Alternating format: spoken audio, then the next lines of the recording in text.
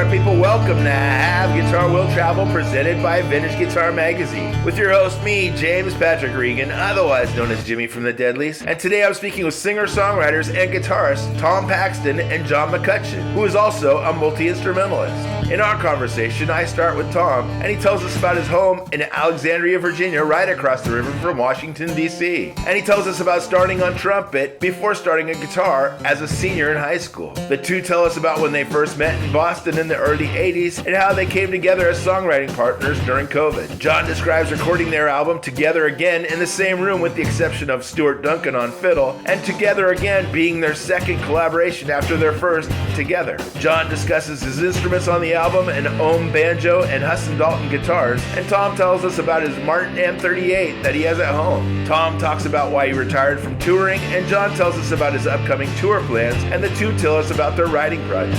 The two discuss their holiday traditions, Tom renting a Virginia ski cabin and John with a huge Cuban Christmas Eve feast, and the two have a tradition of writing unconventional Christmas songs.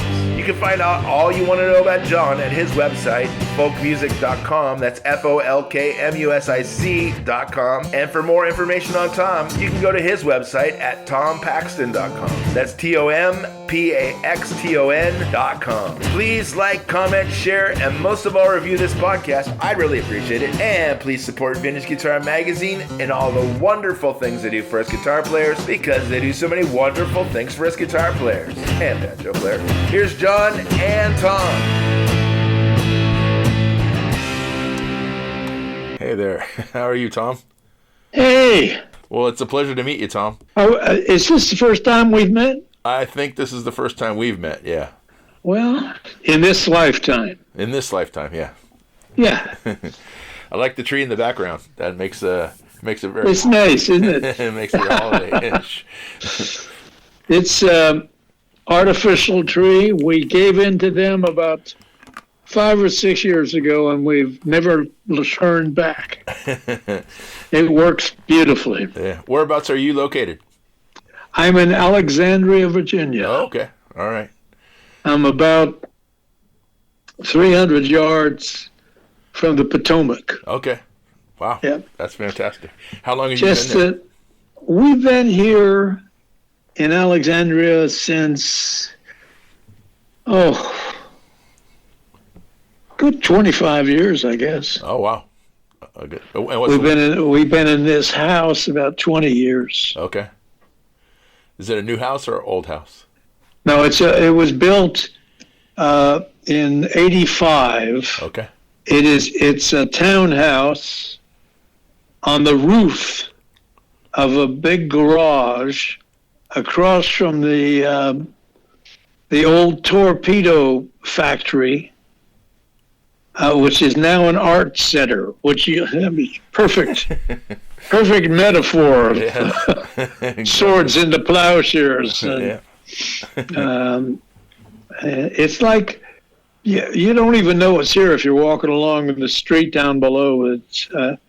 There's a whole village of townhouses up here on the roof, and it's nice and quiet. Yeah, it's lovely, and we're just a half a block from where a whole bunch of restaurants and everything are, and there's stuff along the waterfront. It's really nice. Yeah.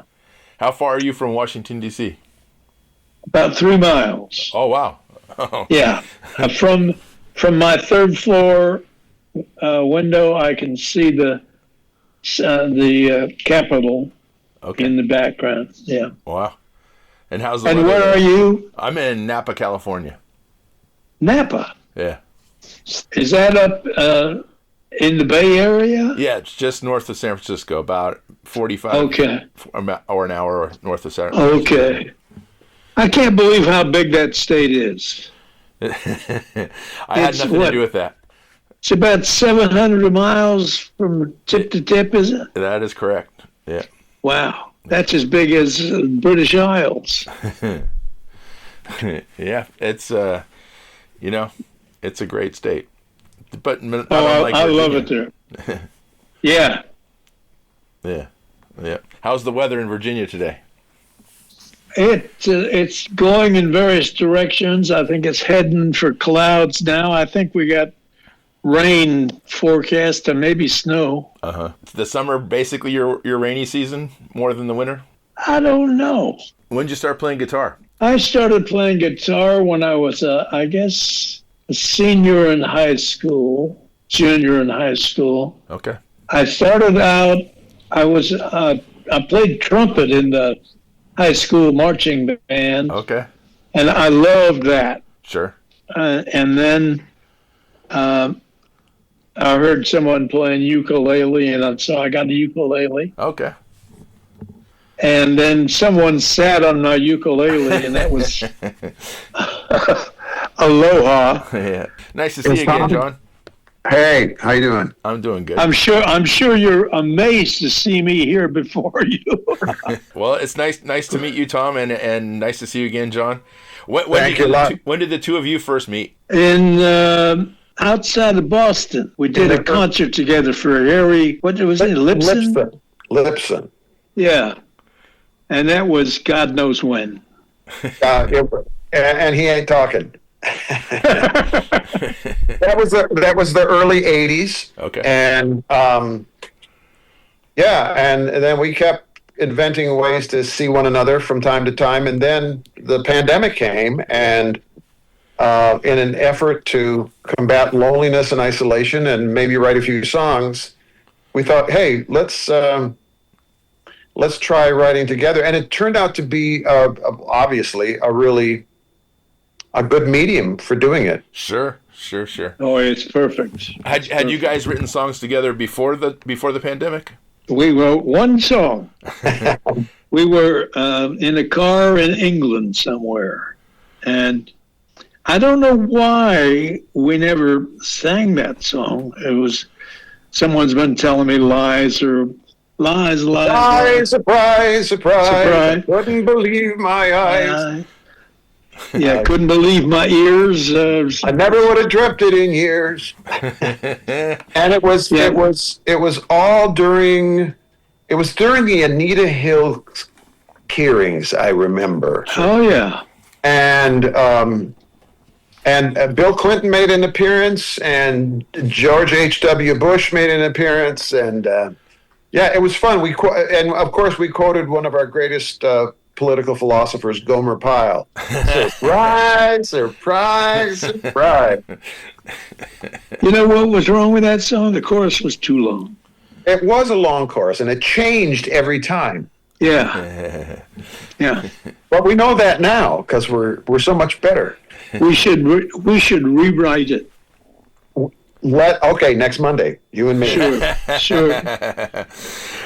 When you guys recorded the first, together, when you recorded together in 23, were you guys all in the same room, or did you do it remotely as well? Oh, we were mostly in the same room. All right, right on. Yeah, it was right at the point at which we could do that. Okay. Yeah, sure. And I had done 2 albums. I'd actually done 3 pandemic era albums before that, and the second and the third were both done with everybody in their own little studios, and then the real magician was the engineer who made it sound like we were all together. Yes, of course. But yeah, together we were all in the same room. Excellent. And how about for this album? Same thing. Okay. Yeah. Nice. And who's playing the fiddle? Stuart Duncan. He's the fiddler of the gods, and he's Captain Fiddle. Yeah. And I went to the first album we both went to Nashville to work with Stuart. I mean, Stuart was the one person on this second project that was not in the same room. I went to Nashville and recorded him there. He is the most in-demand fiddle player in Nashville. Certainly. And just catching him at home is a trick. Yeah. And played with Emmylou Harris famously for quite a while. Yeah. And is out with, Alison Krauss and Robert Plant. Yeah. Went out with Diana Krall, been out with Alan Jackson and George Strait, and he was on the first 2 albums I did with Jim Rooney. down in Nashville Wow. back in the 90s. He was a mere kid then. Sure. And the pedal steel player, who's that? Steve Hinson was his name, and he was a fellow that I think Tim O'Brien turned me on to him. Sure. We had a revolving door. We had a guy named Chris Scruggs who was going to do it at first, and then he's out with Marty Stewart. Sure. And couldn't do it the day. I was trying to get someone who could come in the same day as Stewart. Yeah.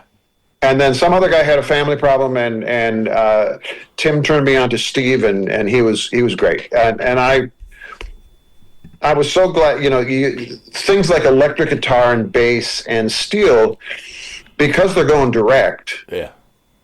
You can do in the control room, which was great because I'd never really been around a good steel guitar player before. And I was convinced, and I remain convinced after sitting next to him, that you have to have three brains to play the pedal steel. There is so much going on. You got both feet doing different things, and you're using your knees. Yes, exactly, and the knee levers. I think it's a satanically created instrument. It's lizard brain. And you have to have a mind for math because there's a lot of math going on. Oh yeah. In the form of letters, there's math going on. Right. And so, what instruments were you two playing? I played. Tom was the guest singer on the album, and I played guitar on this album. I think I just played guitar and banjo. Okay.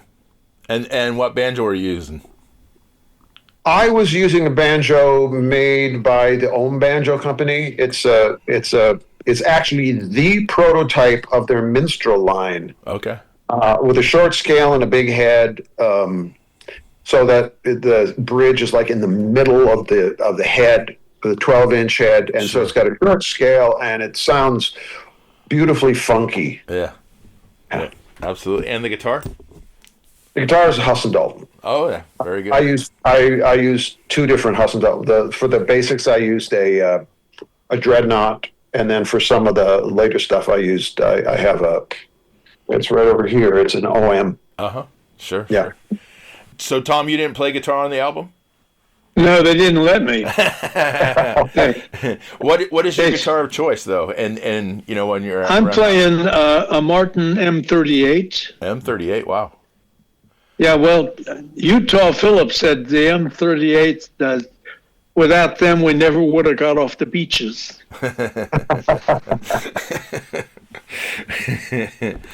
It's an OM shape. And gorgeous sounding thing. Yeah. And what year is it? Do you know? Yes, I got it in 78. Okay, yeah. So it's had a lot of time to breathe and open up.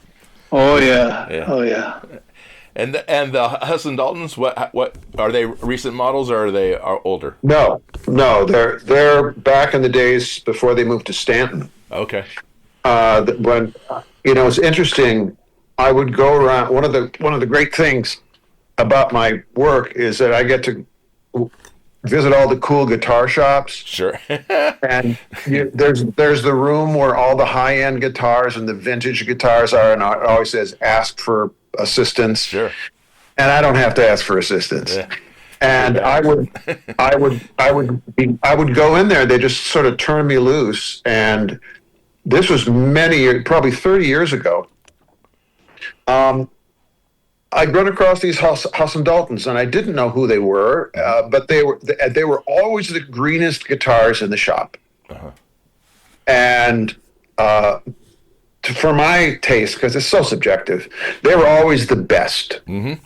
Sure. And I finally said, "Who are these guys?" And I looked inside, and at that point they were in Stewart's Draft, Virginia. And I was living in Charlottesville. I said, God, this is 20 minutes from my house. So I went over there, and I'll show you the guitar. and I designed it. I mean, they said, pick the wood. What do you want? So I wanted a cutaway because I was actually playing up there. Sure. And I wanted a sort of a concert size. Yeah. And then they let me pick out some sapele. Wow. What kind of wood is that? Sapele. It's an African mahogany. Okay. And it's almost acoustically dead when you get it on stage. So I've never had feedback from my guitar. Wow. I don't have to put the sound hole cover and all that kind of stuff. Yeah. But I said, I've never had a slot head guitar. Yeah.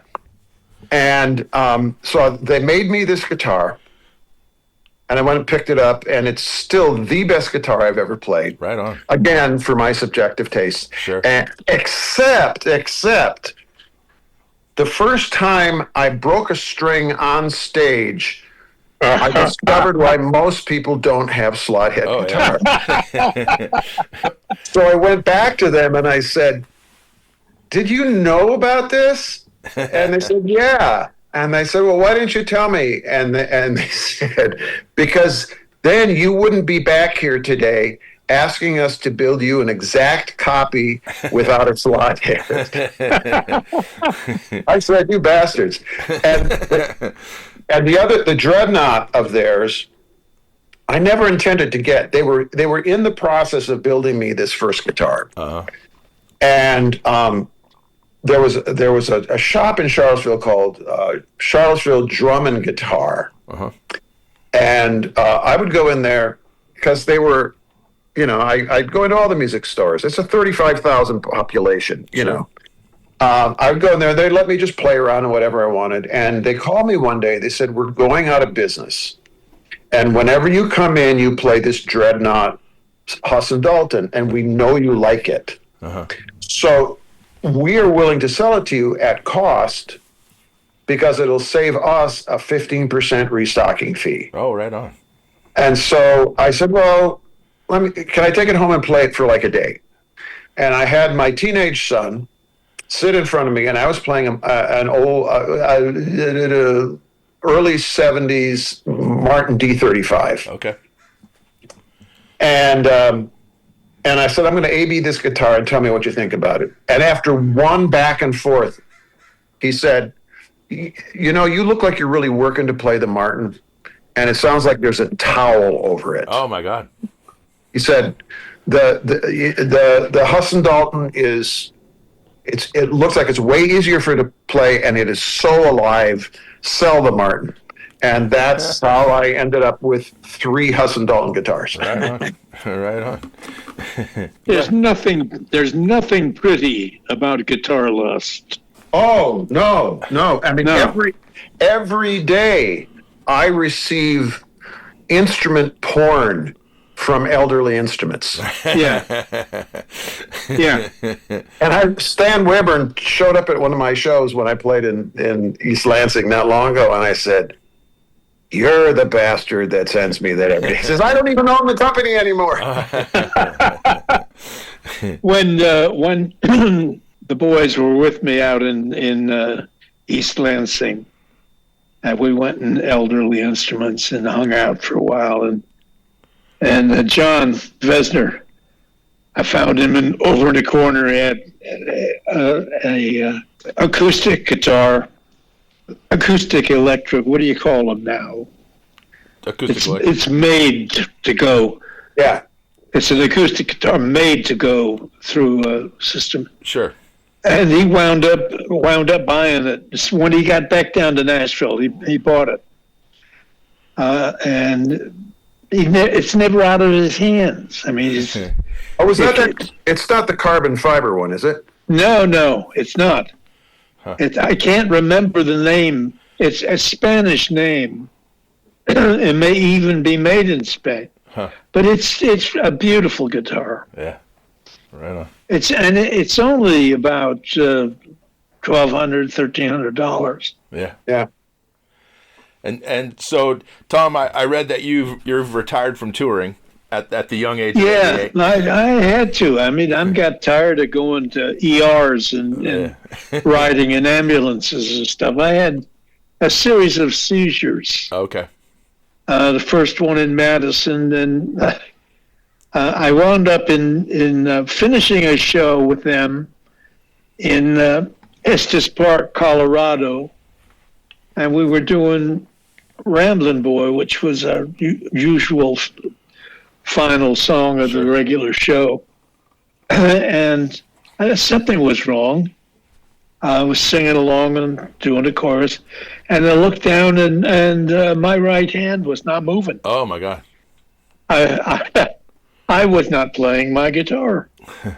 And so I wound up that night in the hospital in Denver. I had previously been in a couple others, and these were not painful. Yeah. These seizures were not painful, but they were not good. No. And Never. so for not the first time, my elder daughter Jennifer flew out to Denver and brought me home. Kate had done the same thing on another occasion. And the girl said, "Dad, you're retired. We're tired of going to get you." Yeah. And they were right. I had 64 years on the road. And, that's my fair share, I should think. Sure. And so do I miss it? Of course. Yeah. I'm like the old firehouse horse. Yeah. The bell goes, and I've been performing for so long. I love performing. I love the to and fro, back and forth with the audience. And I love everything about it except the travel. Sure.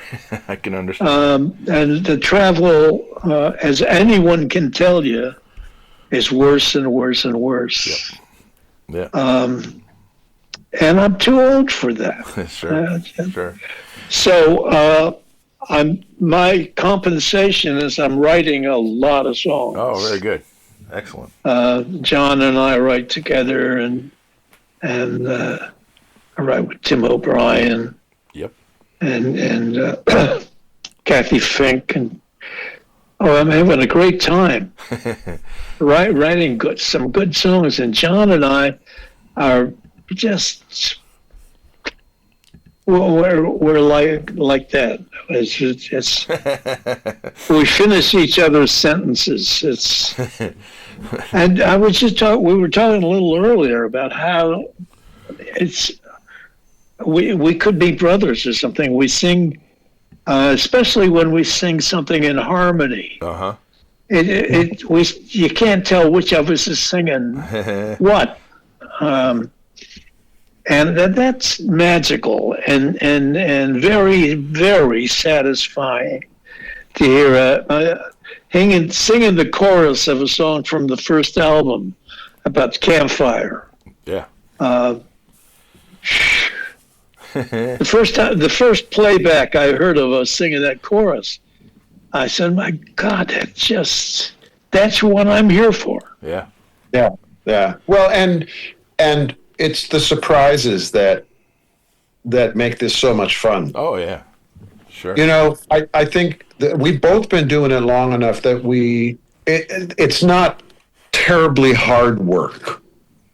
Yep. And we write a lot alike.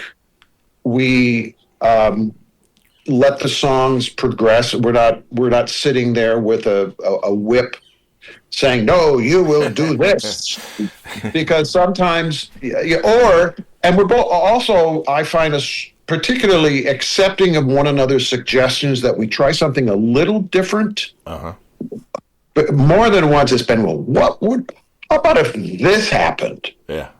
And you go, what? Okay, sure. We we can write the song I was thinking of next Monday. John, a lot of times, you know, that we talk, or we never talk, but many songwriters talk about second verse hell. Yeah. If you got a verse and the chorus and everything, and then it's now what, which is where I have the most fun. Yeah. I love to take the javelin and throw it as far out over the canyon as I can, and then see if I can get us back to the chorus. And by God, I can. And we can. It's, I don't know of anything that's that much fun that isn't illegal. And these days, it's there you are Monday at 2, and you think, wow, in an hour's time, we're going to have a new song. And that doesn't happen with everybody. No, certainly not. But just knowing that, you know, this is the closest thing that two guys can do together, that's like giving birth. Uh-huh. Oh, you know, it's like, wow, that was, and especially when it ends up being a beautiful child. Yes. So it doesn't look like either of us then. It is. It is magical when you get down to it. It is magical. I mean, 20 minutes ago, there was not a song, and now there is. Yeah. And it's forever. Yep. Yeah. And John, I see you're going to be doing some tour dates here, including over by me here in Northern California. Are you going to be playing any of these songs on your? Oh yeah. Okay. Yeah. I mean, I'm no marketing genius, but I know what the latest album is. Oh yeah. Well, and also I'm selling the album for 2 people. Yeah. Exactly. And are these solo dates or are these dates with a band? No. I do all my dates solo. Okay. All of them. I've had a band that I put together for special occasions. Uh-huh. There was an album that I did called Mightier Than the Sword, and I had so much fun with this band that I put together, and they were just such stellar players. I said, let's do like a long weekend. Sure. But you know, I'm a union guy, so I pay my side people really well. Uh-huh. And some of them have toured with pretty big names, and they say, wow, you pay me better than so-and-so. And I thought, well, shame on them. Yeah. Because you're worth it. Oh, yeah. So I you know, they were vanity dates for me. Uh-huh. I didn't make anything, but I got to play with some friends and play some new music and lean back into the big noise. You're at the holidays right now. Do you guys have any traditions? Like, I'm sure you won't be together, but do you guys have traditions that you do in your families? Tom? Yes. For the last, I'm sure, dozen years, I take my family to a ski resort in Virginia. Okay. In the Blue Ridge. And we rent a house for a week from New Year's Day, from Christmas to New Year's Day. Right on. And just veg. And they have skiing there. I haven't skied in a very long time, but my grandsons go, you know, zipping down the black diamond things on, you know, one ski, and that, you know, that. Yeah. Very cool. How about you, John? Well, I married into a big fat Cuban family. Okay. So we have Noche Buena, which is on on Christmas Eve, and we also, you know, it's all about family. So we have the big house that everybody comes back to. So all the kids and grands come, and that's great fun. But not incidentally, Tom and I also have a tradition of writing sort of alternative Christmas songs. Okay. And there has been one on each of these albums on Together. I was going to ask you about that. Christmas in the Desert. And on this one, Christmas in the Desert is one of my personal favorites that we've written. Yeah, and I've sung that a lot in concert.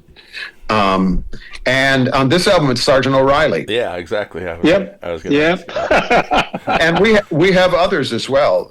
And I've written Christmas themed songs with other writers. I read a story. I don't know if I ever told you, Tom.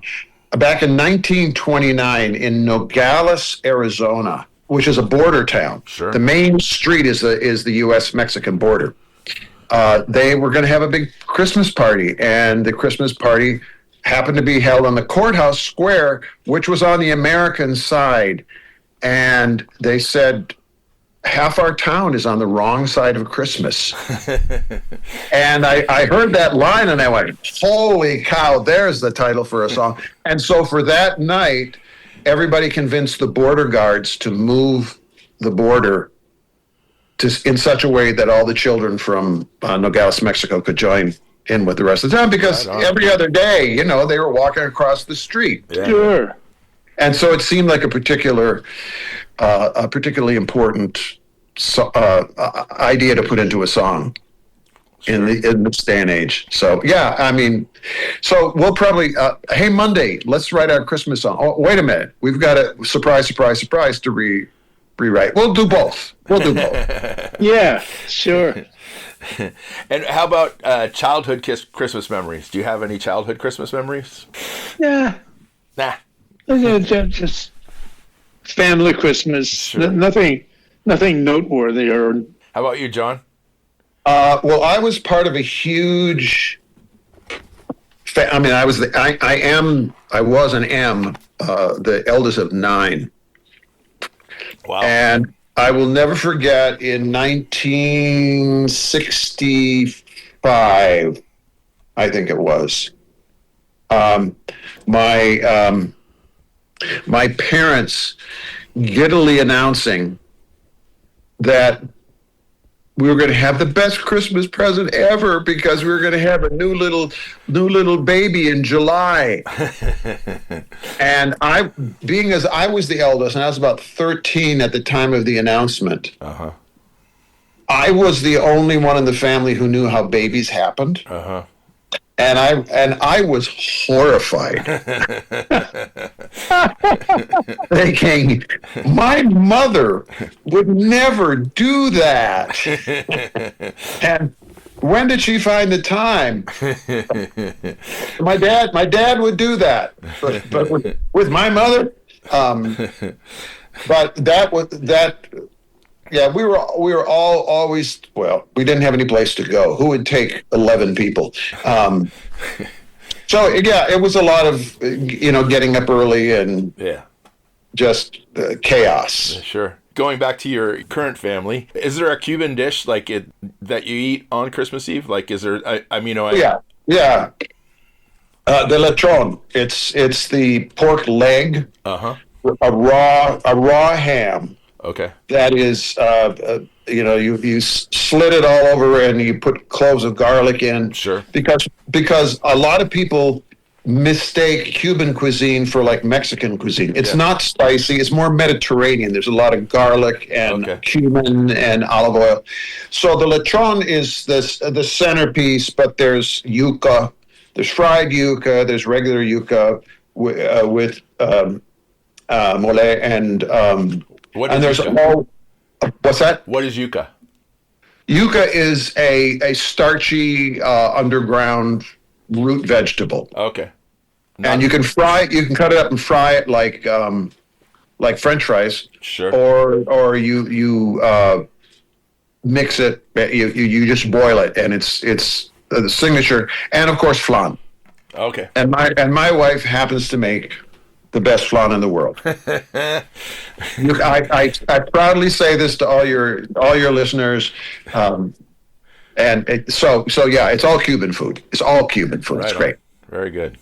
It's been wonderful talking to both of you. I'm gonna let you guys go, and I appreciate you taking the time to speak with me. And John, I hope I get the opportunity to meet you when you're over the hill in Sonoma here. Do come. It's going to be an afternoon show. It's going to be the early bird special. Okay, and it's been wonderful meeting you, Tom, as well. And thank you. Yeah, I hope I get an opportunity to meet you in person as well. Maybe when I get out. It's got to happen. It's in the stars. Okay, good. Yeah. I'm glad to hear it. Well, nice to see you guys. Thank you very much for your time. See you Monday, John. Okay. See you tomorrow. That's right. Yes. Okay. Goodbye, guys. Thanks for listening to Have Guitar Will Travel. You can catch up on all the things I'm doing at thedeadlies.com, and I'm on all the social media platforms as well. And please support Vintage Guitar and all the wonderful things they do, because they do many, many wonderful things for us guitar players. Thanks. Please subscribe. Please tell a friend, and I'll see you guys next week. Bye, guys.